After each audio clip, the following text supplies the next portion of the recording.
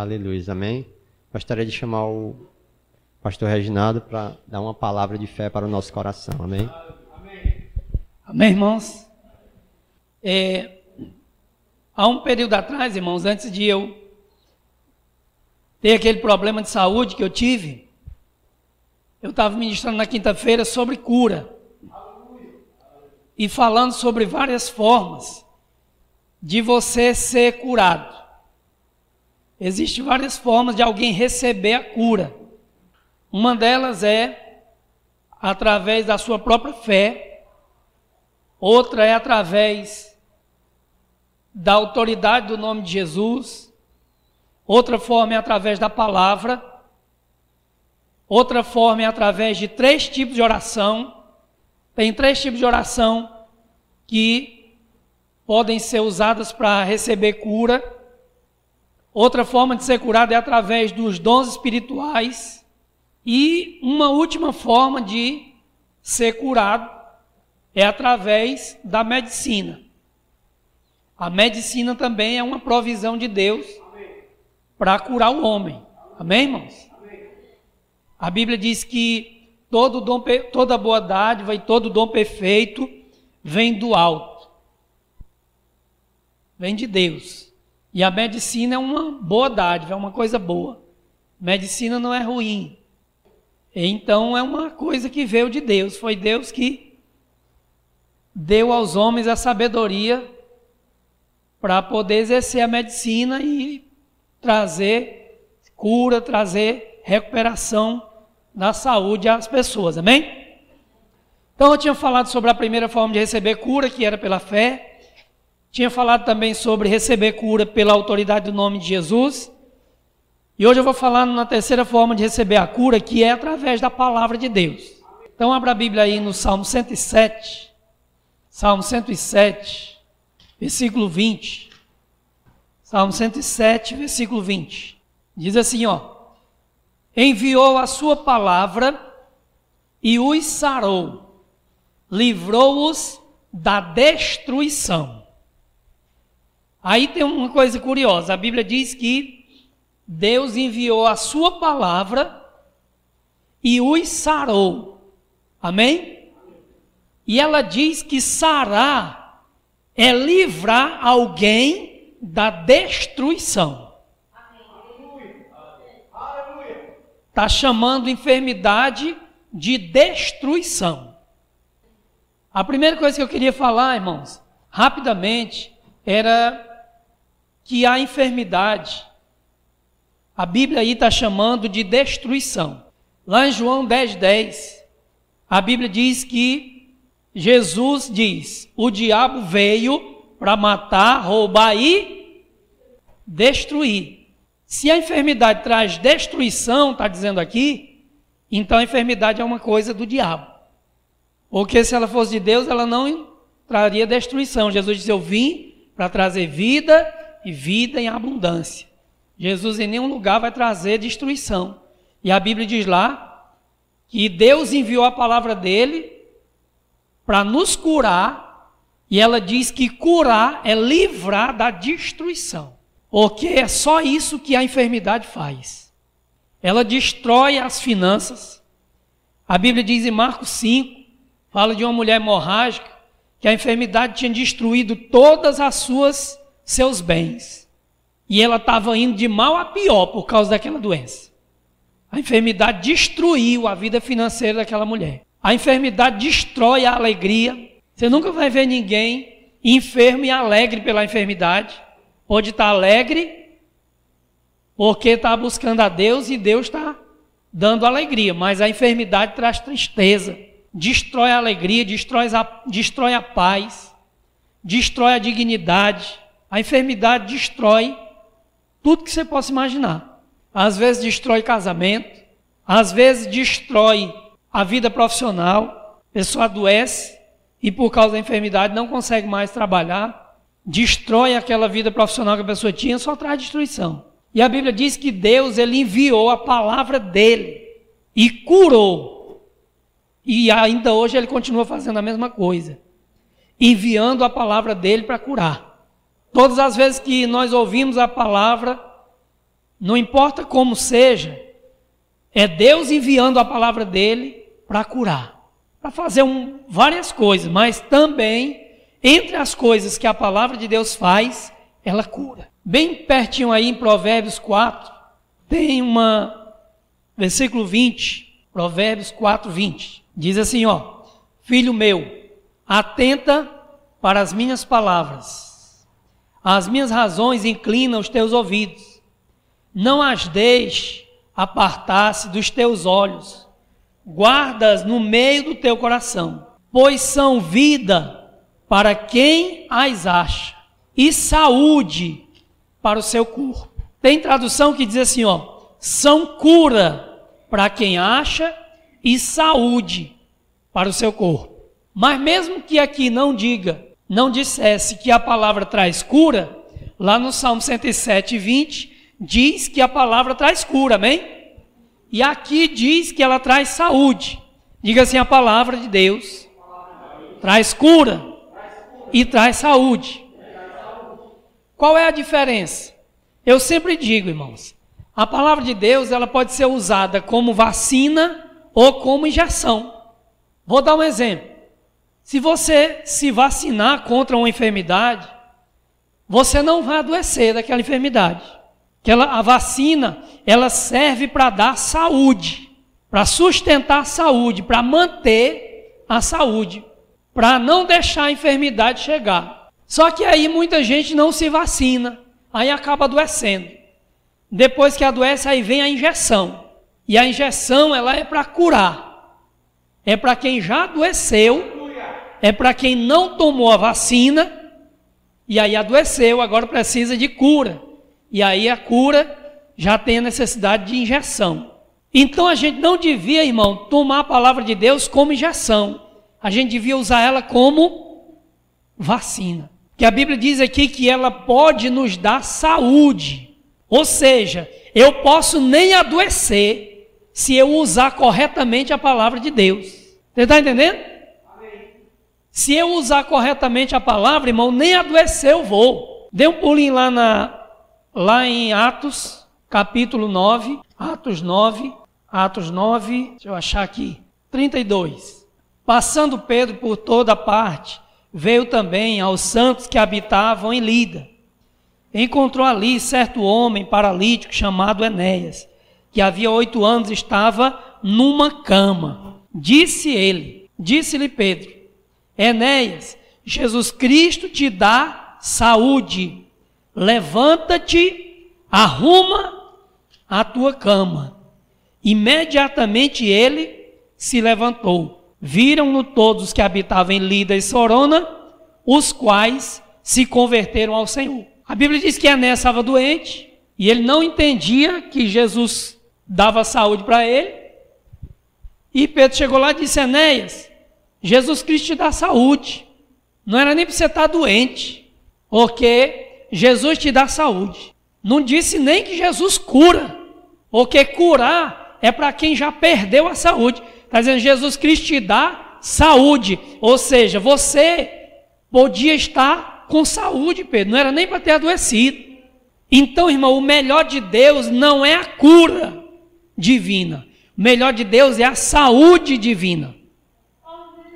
A vontade perfeita de Deus não é que a gente seja curado, é que a gente não adoeça. A vontade perfeita de Deus é que a gente esteja saudável. Tenha saúde. Vamos lá para a terceira carta de João, capítulo 3, versículo 3, perdão. É lá no final da Bíblia. Terceira de João, capítulo 1, só tem um capítulo, versículo 2. Diga assim, Deus não quer me curar. Diga, Deus não quer me curar. Ele quer me dar saúde. Amado, desejo que te vá bem em todas as coisas, e que tenha saúde. Diga assim, Deus deseja que eu tenha saúde.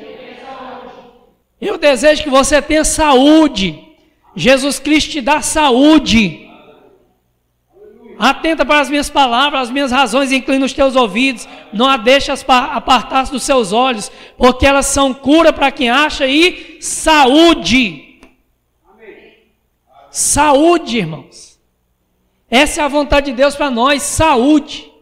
Que a gente viva em saúde, que a gente goze de perfeita saúde, que a gente viva até a nossa velhice com saúde. Amém. Lá em Jó, a Bíblia diz que assim como um trigo vai ao paiol, assim também o homem, na sua velhice, em uma boa velhice, ou seja, uma velhice boa, uma velhice cheia de doença, é boa? Resumindo, a Bíblia diz que até aquela pessoa que é velha, que já está na velhice, ela tem e pode ter saúde. Porque a Bíblia diz que ela deveria morrer numa boa velhice. E uma velhice cheia de doença não é boa. E como é que a pessoa vai morrer se ela não adoecer? Jó 5:26. Bora lá. Jó 5:26. Com todo vigor virás à sepultura, com toda saúde virá a sepultura, como se recolhe o feixe de trigo a seu tempo. Amém? Amém. Ele diz que a pessoa deveria morrer com toda saúde, cheio de vigor, cheio de vida. Como é que a pessoa vai morrer se ela não adoecer? Deus tira o espírito dela e cai ali no chão, o mulambo velho, como a gente conhece testemunho de várias pessoas. E uma delas está lá em Deuteronômio. Bora lá. Volte aí um pouquinho. Um exemplo. Versículo 30, capítulo 35, Deuteronômio 35, ou 34, 7. Deuteronômio 34, 7. Não, pastor, é porque à medida que eu vou ficando velho, eu tenho que adoecer. É normal. A velhice está chegando, a doença também. A Bíblia não diz isso não, irmão. Que a velhice é para trazer doença, não. Eu conheço um monte de velhinho que não tem doença nenhuma. E alguns que nem crentes são. Vamos ver, eu vi na televisão um velhinho, não sei nem onde é, mais de cento, não sei quantos anos, 115 anos, sente nada. E ele diz que bebe, fuma, come gordura, sal, açúcar, come pedra, pau, come tudo que vem pela frente, não sente nada. Não tem diabetes, nem tem nada, não tem glicose alta, glicemia, nem artrite, nem artrose, nem osteoporose, tem muita saúde, com mais de 100 anos. Que história é essa que a velhice tem que ser cheia de enfermidade, irmãos? Que história é essa que à medida que o tempo vai passando, as doenças vão chegando? Não, é porque eu já passei dos 40, depois dos 40 é hora de começar a mesmo sentir um monte de coisa. É hora de sentir diabetes, é hora de sentir doença, é hora de sentir problema de saúde, é hora de sentir...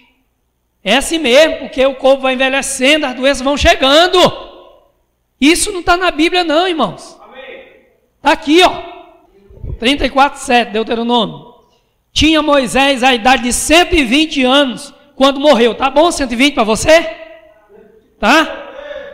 Morreu. Contudo, a sua vista era cega.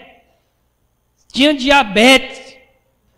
Tinha osteoporose, artrite, artrose, bico de papagaio, bico de galinha, bico de peru, bico de pato.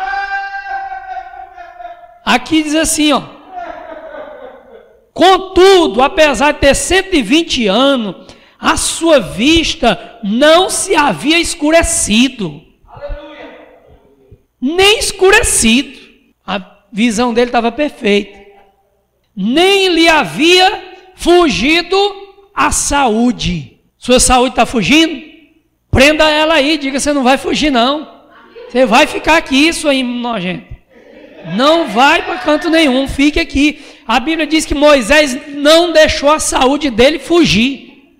Segurou a saúde dele e disse: você não vai fugir para canto nenhum, você vai ficar comigo aqui até o último dia de vida. E a saúde dele ficou ali, presa a ele, grudada nele. Ele não deixou a saúde dele fugir. Irmãos, nós podemos segurar a nossa saúde e não deixar ela fugir. 120 anos. Não era 120 anos comendo e dormindo, não. Era 120 anos num deserto causticante, trabalhando de sol a sol, lidando com um monte de gente incrédulo. Não tinha um cabelo branco, velhinho. Não tinha nenhuma dor, não sentia nada. 120 anos. E a Bíblia diz que ele morreu com toda a força, com todo o vigor. E a Bíblia diz que foi Deus que sepultou ele.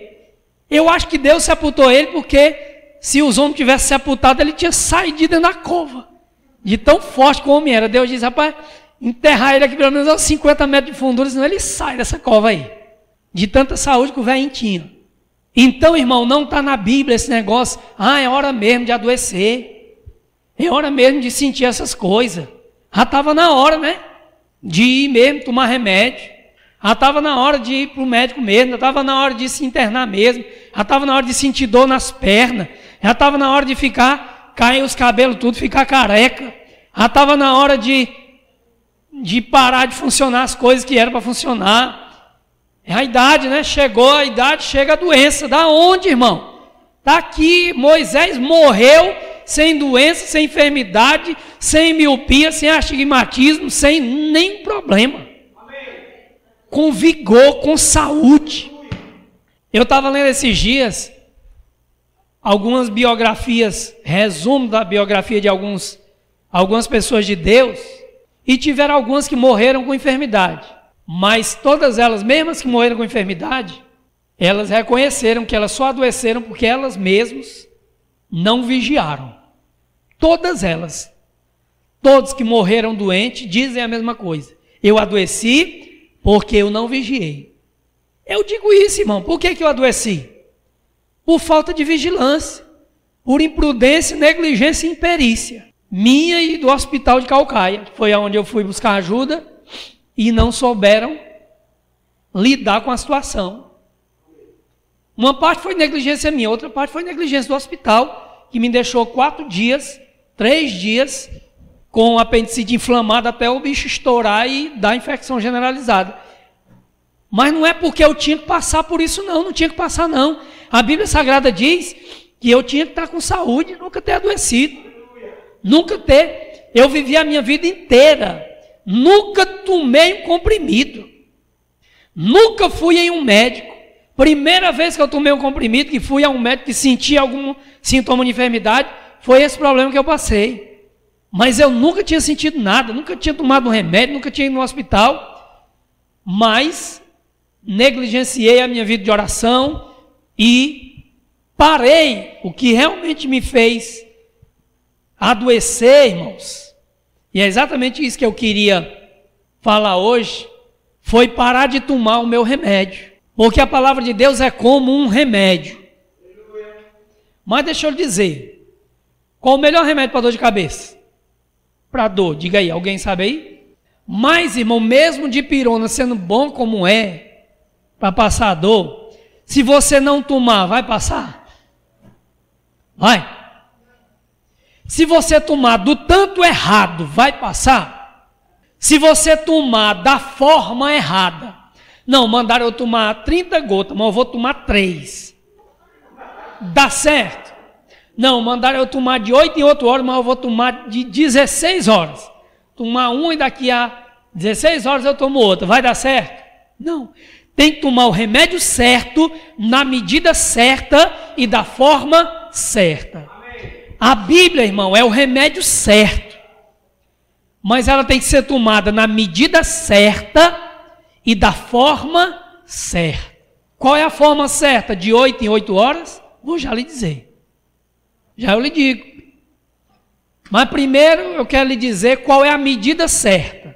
Diga: a minha Bíblia é o meu remédio. Diga: ela é boa. Mas precisa ser tomada na medida certa e da forma certa.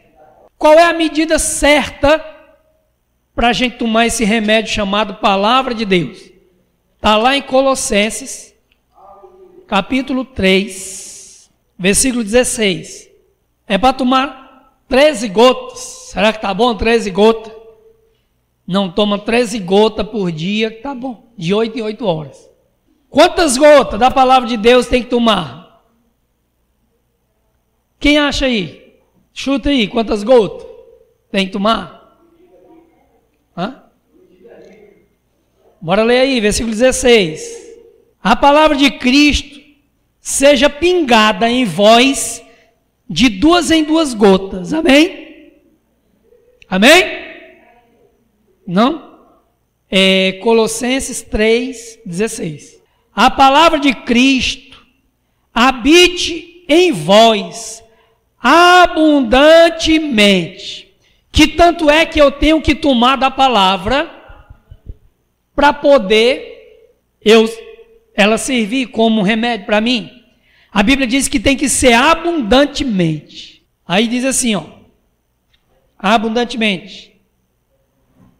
Em toda sabedoria, ensinando-vos e aconselhando-vos uns aos outros, com salmos, hinos e cânticos espirituais, cantando ao Senhor, com gratidão em vosso coração. Então, que tanto é, quantas gotas da palavra de Deus eu tenho que tomar? Irmãos, a Bíblia diz que eu tenho que encher a barriga. É como se um médico chegasse para você, lhe desse um remédio e dissesse assim, olha, enche o bucho desse remédio aqui que ele vai servir. Aí você chega lá, pinga 20 gotas, aí toma, vou tomar 20 gotas que eu acho que está bom. Se o médico diz que é para encher o bucho, é para encher o bucho, irmão.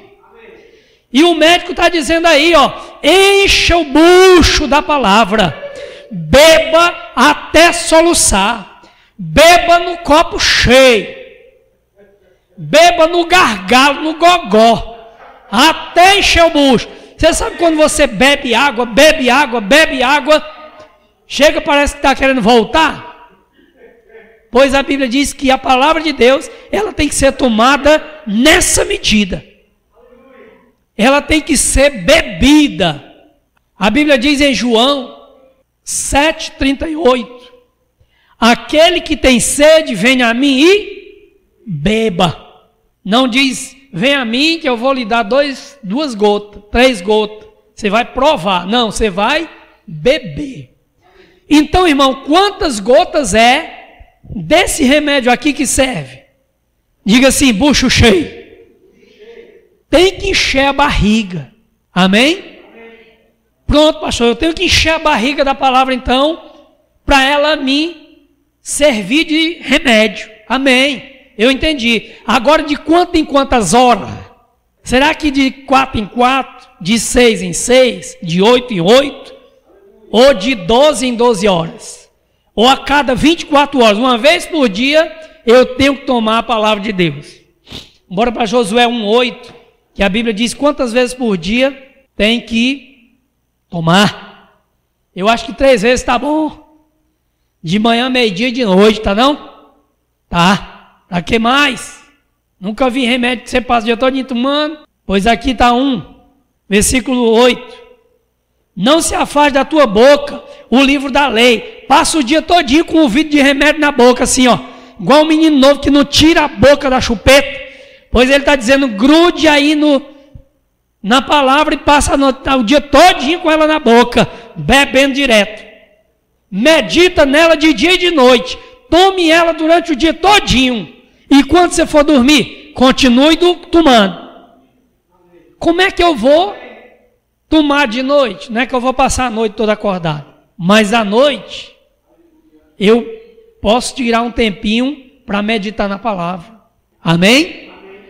Mas pastor, eu já assisti o Moisés. Serve, está escrito aqui, medita no Moisés de dia e de noite. Se tiver, serve. Mas não é uma novela de crente. Não deixa apartar dos teus olhos uma novela de crente, não é assim que está aqui? Porque a novela de crente é cura. Não deixa ela se apartar dos seus olhos, porque a novela evangélica é cura para quem as acha e saúde para o seu corpo.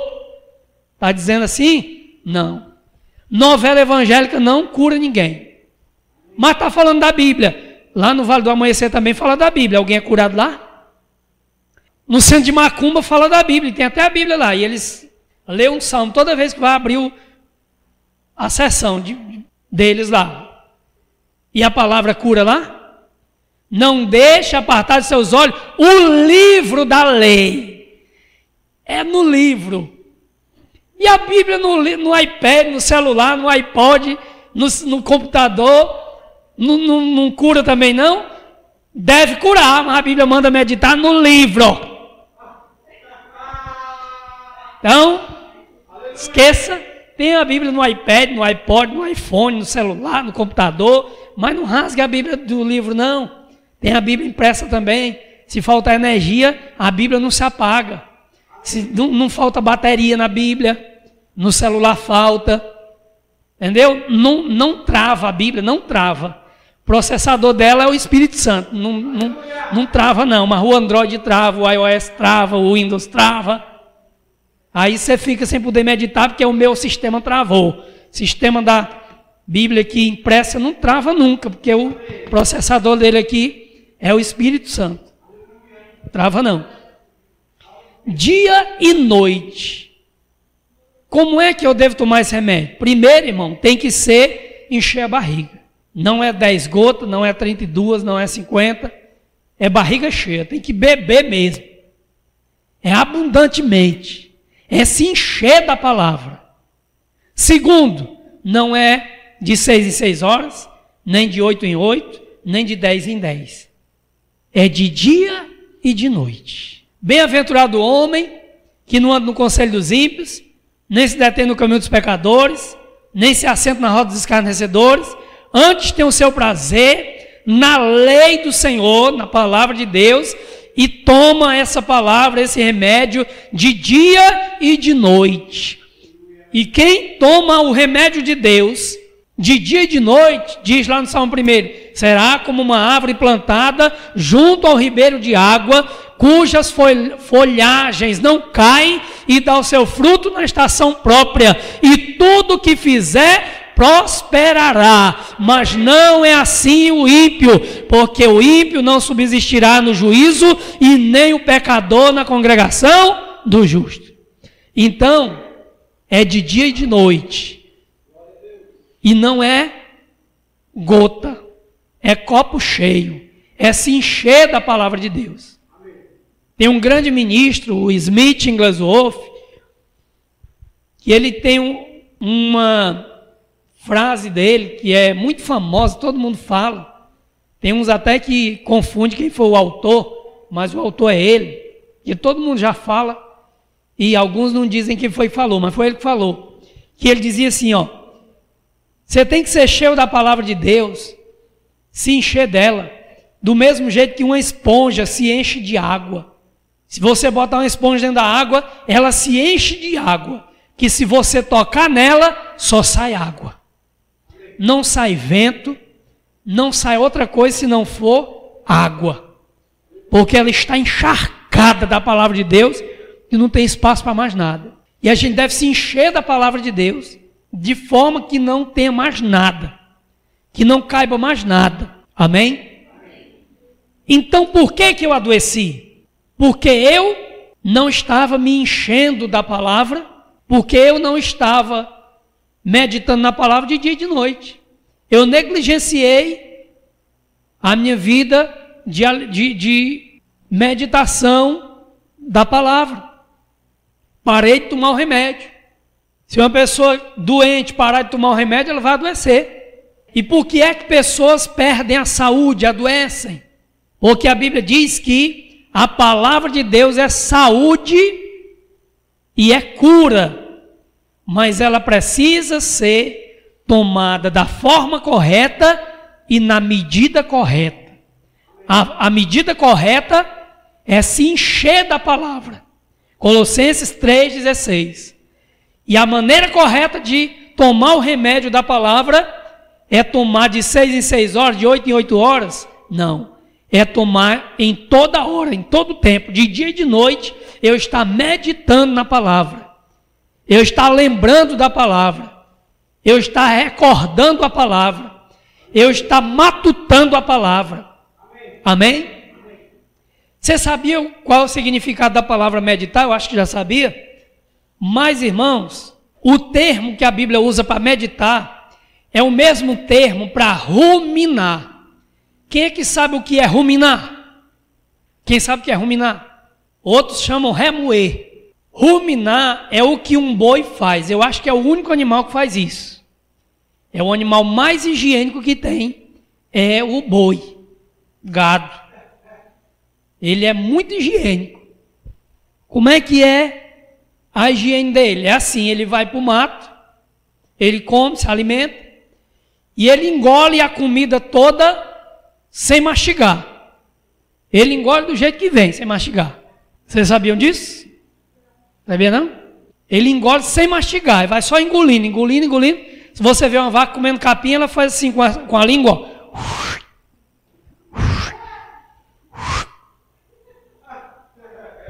Mastiga não.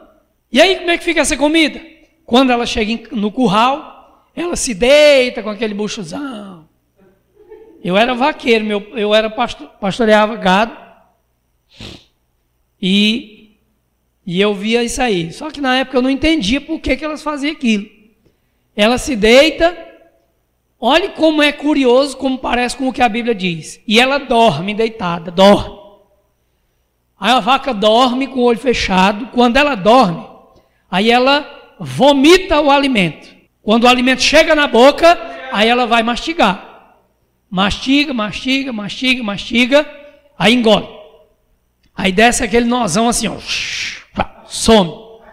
Aí ela fala, aí sobe o outro. Ela, dormindo e comendo. É isso que a Bíblia manda fazer. Você dorme, depois que você dormir, a palavra que está dentro de você, até dormindo, ela vai ficar ali. Alguém já teve uma experiência de você ouvir uma palavra e você vai dormir, mas aquela palavra fica ali? Como se você estivesse meio sonhando, meio acordado. E aí você fica ali meditando naquela palavra e como se você... Às vezes, você tem como se fosse um sonho de alguém pregando para você. Passa a noite todinha assim, rapaz, eu passei a noite todinha alguém pregando para mim. Não era alguém que estava pregando. Era que aquela palavra estava dentro de você e enquanto você estava dormindo, ela estava saindo para fora. Meditar é isso. É você pegar o que está dentro de você, trazer para fora. Trazer de volta para a mente. E ficar maquinando.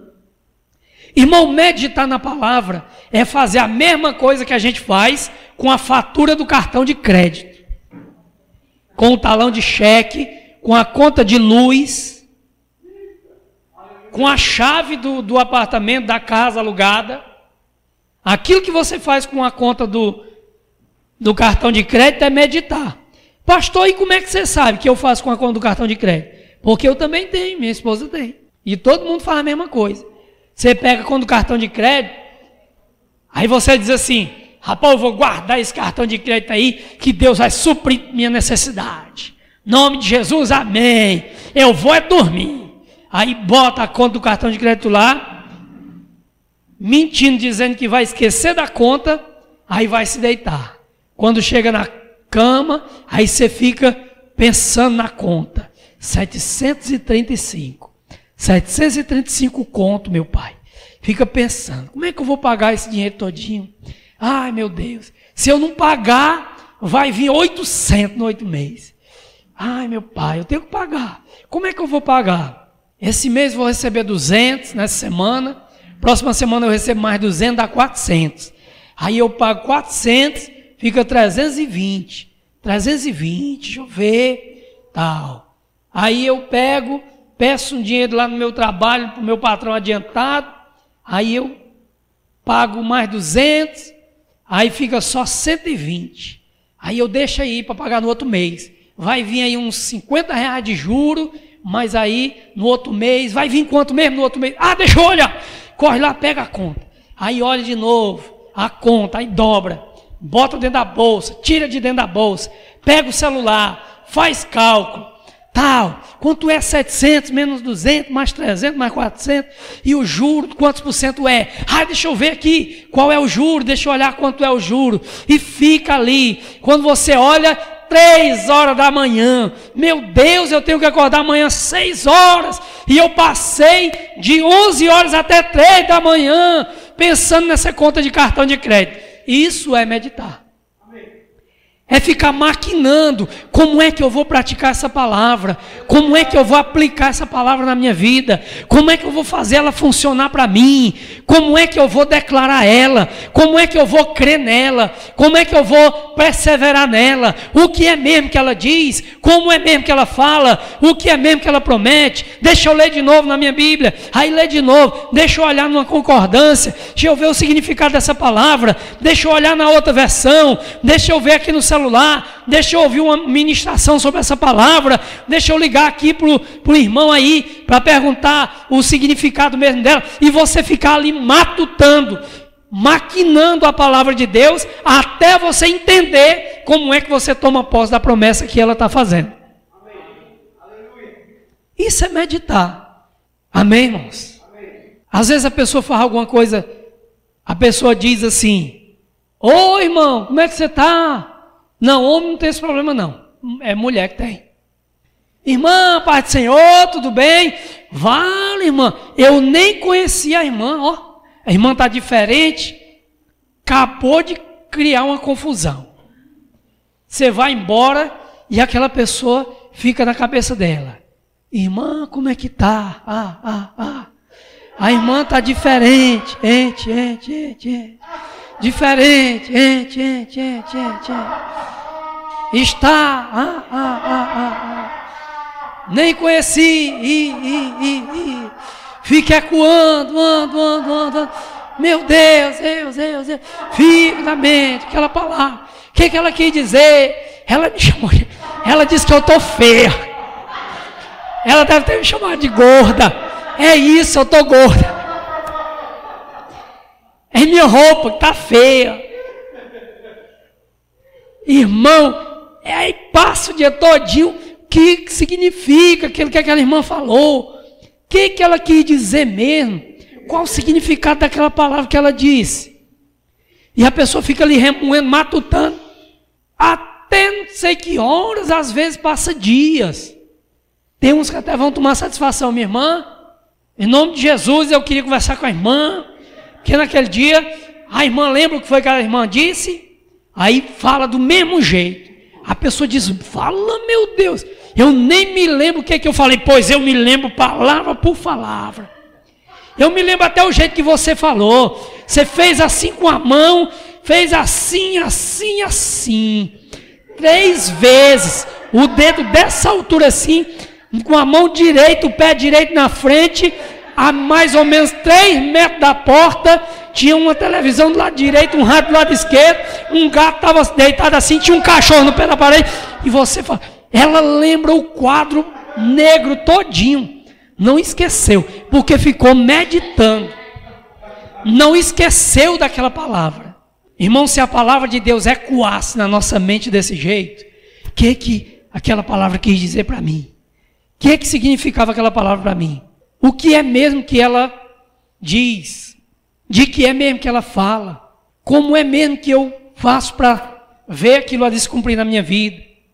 É isso que a Bíblia diz: meditar, ruminar, matutar, quebrar cuca, esquentar neurônio, ficar ali, martelar aquela palavra ali, até você entender perfeitamente o significado dela e aquela palavra ficar dentro de você gravada, que você não esquece mais.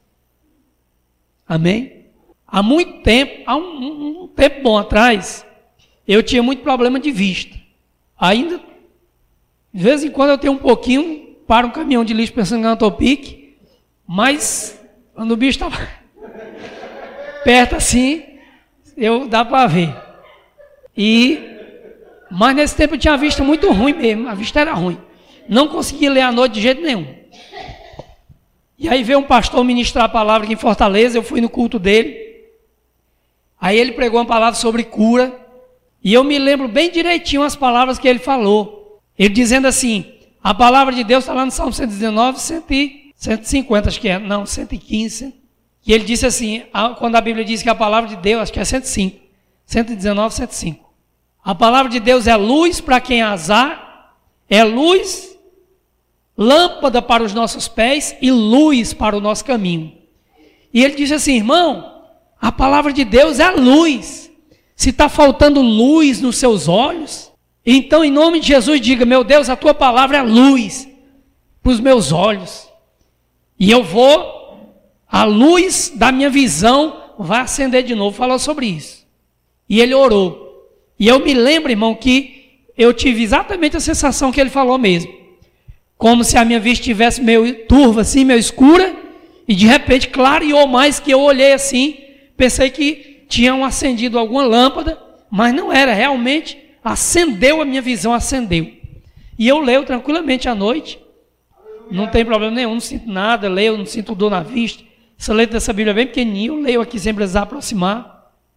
Então, irmãos, para resumir, a palavra de Deus, ela é remédio, mas o remédio só serve se ele for tomado na medida certa e da forma certa. E esse remédio aqui, a palavra, ele tem que ser tomado, não 30 gotas, nem 50, mas Colossenses 3,16 diz que tem que ser encher a barriga.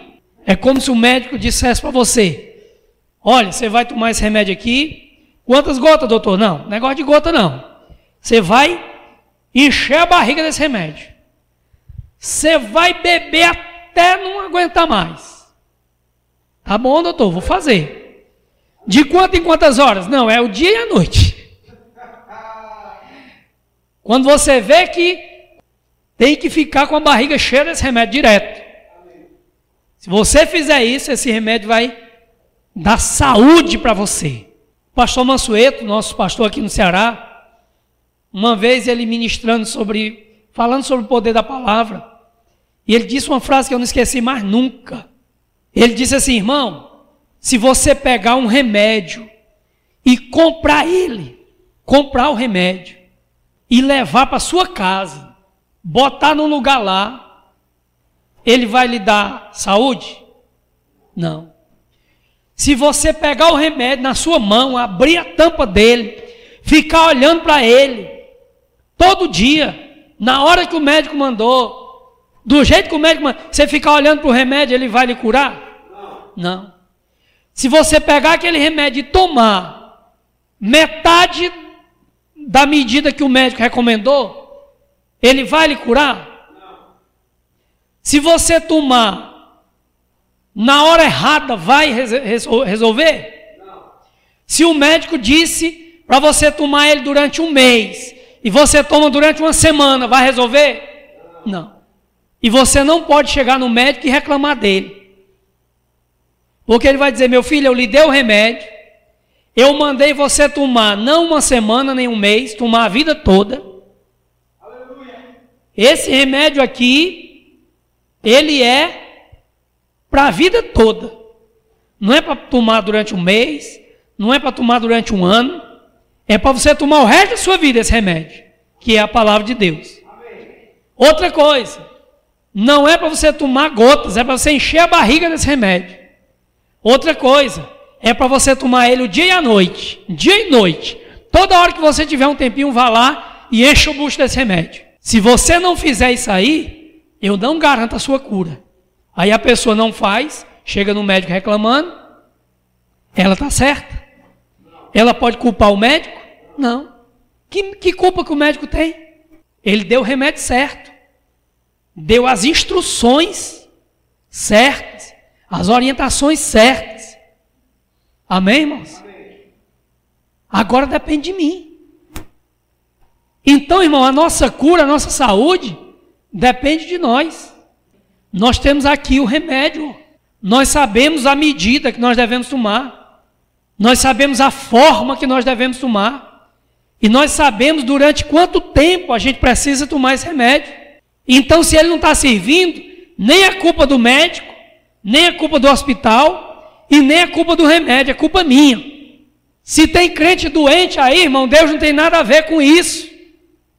É culpa dele.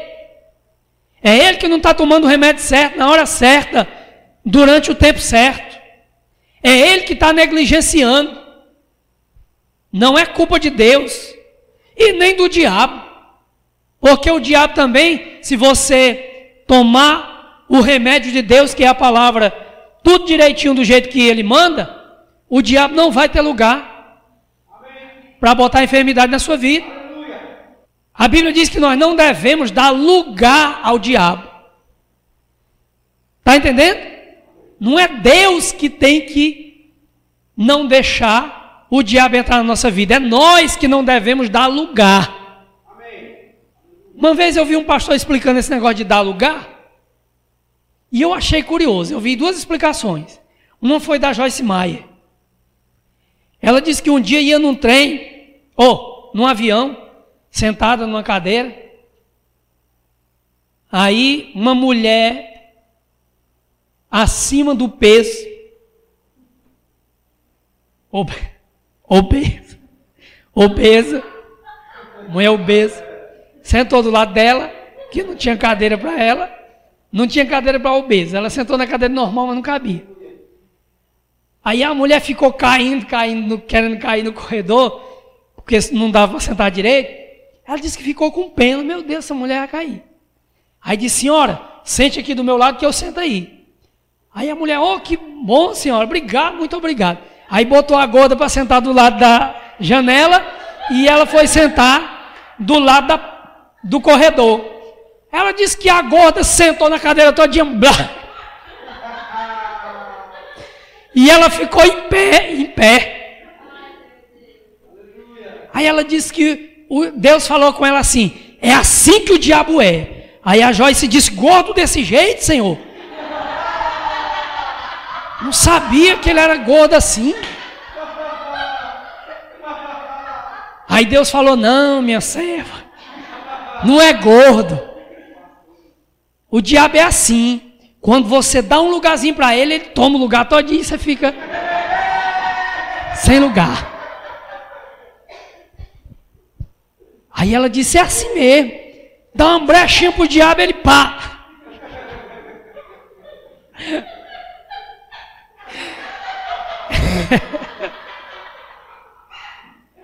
Então, por isso que a Bíblia diz: não dê lugar ao diabo, senão você vai ficar sem lugar.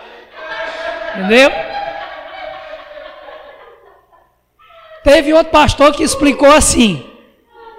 Ele disse assim: irmão, esse versículo aí, onde é que está esse versículo? Está lá em Efésios 4, acho que é 20.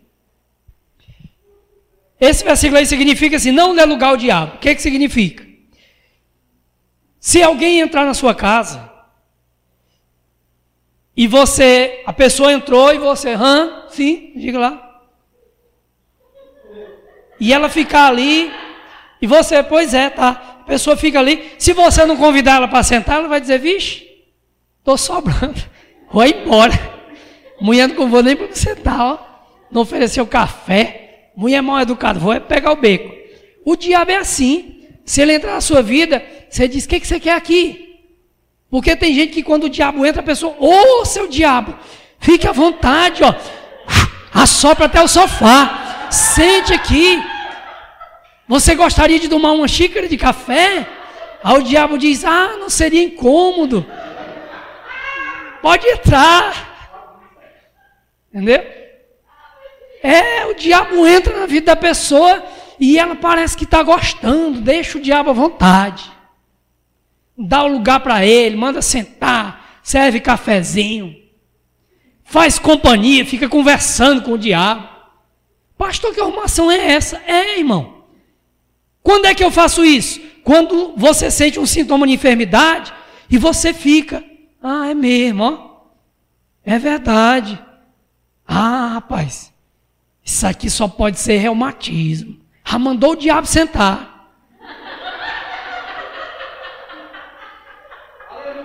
Eu acho que eu vou no médico amanhã. Já deu o café. Serviu o cafezinho. Entendeu? É mesmo, ó. Vixe, rapaz, enfermidade. Ai, meu Deus, eu estou com reumatismo. Já começou o papo. Ô, rapaz, como é que tá? Já começou a bater papo com o diabo já. Vala, meu Deus, essa doença. Ai, meu pai, eu não tenho plano de saúde. Olha aí, ó, o papo já está gostoso. O diabo já está gostando. Você vai morrer, você não tem plano de saúde. É mesmo, eu não tenho plano de saúde, não. Calcaia não tem hospital que presta. Ai, meu Deus, Calcaia não tem hospital que presta, é um frigorífico. O hospital da Iara não presta. Aí o diabo, ó, já está gostando da conversa. Está entendendo? Dar lugar ao diabo é isso, é ficar, deixar ele confortável. O irmão Reagan, ele dizia uma frase muito interessante, que ele dizia assim, ó, uma ave, você não consegue impedir uma ave de pousar na sua cabeça. Às vezes tem gente que vai andando na praça, assim eu já vi, e tem gavião que faz ninho na praça, aí o gavião vem e pá, coisa a cabeça da pessoa, né? Taca a unha. Com ciúme do ninho. Realmente não dá para você impedir, né? Já vi várias vezes a pessoa, o gavião, tchum, taca a unha e voa, né? Não dá para você impedir dele coisar. Mas, irmão, se você anda por aí com um ninho de gavião na sua cabeça, com os gaviãozinhos com a boca aberta assim, e o gavião velho dando alimento para ele, aí é absurdo. O que ele queria dizer com isso? Um passarinho pode até triscar na minha cabeça, mas ele não vai fazer um ninho, que eu não vou deixar. Por sinal, tem um ali, em cima dessa caixa ali, ó. Deve já estar quase nascendo os bichinhos, ó. Tem um ninho aí. Por que muita gente, irmãos, não consegue, deixa o diabo fazer um ninho na cabeça dela? Deixa o diabo à vontade. E ele vai ficar mesmo à vontade. Amém? Lá em Lucas 4, depois se quiser ler, a Bíblia diz que Jesus foi tentado pelo diabo, tentado, e a Bíblia diz que ele expulsou o diabo. Aí a Bíblia diz assim, ó, e Satanás o deixou até outra oportunidade. Até outra oportunidade, tem Bíblia que diz até um momento oportuno. Está entendendo? Quando o diabo viu Jesus no deserto, que era um lugar oportuno, um lugar propício, um lugar de sofrimento, um lugar de fome, um lugar de sofrimento. Aquilo ali era uma oportunidade para o diabo atacar Jesus. Está entendendo? Aquele ambiente que Jesus estava era oportuno, era propício, era apropriado. O diabo disse, é nesse ambiente aí que eu queria pegar ele. Com fome, sozinho, solitário, fraco, abatido, triste, angustiado. Era desse jeito que eu queria pegar ele. Está entendendo? Essa circunstância que Jesus se encontrava, a Bíblia diz que era uma circunstância propícia, apropriada, oportuna para o diabo atacar ele. Quando Jesus expulsou ele, o diabo saiu e disse, te pego lá fora. A gente se encontra por aí. Quando você estiver noutra situação difícil dessa aí, a gente acerta aqui os ponteiros. A gente acerta as contas. Está entendendo? Então o diabo, irmão, ele só age quando ele tem uma oportunidade. Amém? Amém? Quando ele tem uma oportunidade. Quando ele acha uma circunstância favorável. Que você está em desvantagem. Amém, irmãos? Aí ele vai agir naquela situação. O diabo não vai agir se não tiver oportunidade, se ele souber que não tem nenhuma possibilidade dele prejudicar você. Você acha que o diabo é bestado? O diabo está ficando velho, não é doido não. Para lhe atacar, quando você está cheio da palavra, cheio do Espírito Santo, cheio do poder de Deus, alegre, feliz, com o bolso cheio de dinheiro, sem sintoma de doença, tudo bem direitinho. Ele disse, vixe, esse aí eu tenho medo dele, ele sai correndo a légua. Agora quando o dinheiro se acaba, né? No momento de dificuldade, ou então no momento de você está com problema de saúde, ou então no momento que você está frio espiritualmente, amém? No momento que você não está muito bem no seu casamento, ou então não está bem no emprego, está triste, angustiado, abatido. A Bíblia diz que a alegria do Senhor é a nossa força. Quando a alegria vai embora a força. Amém? Aí o diabo aproveita esse momento para atacar.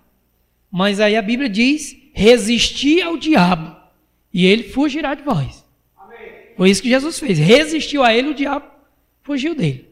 Amém? Você entendeu a palavra, irmãos? A palavra é remédio. Tem que ser tomado até encher a barriga, tem que ser tomado dia e noite, e tem que ser tomado pelo resto da vida.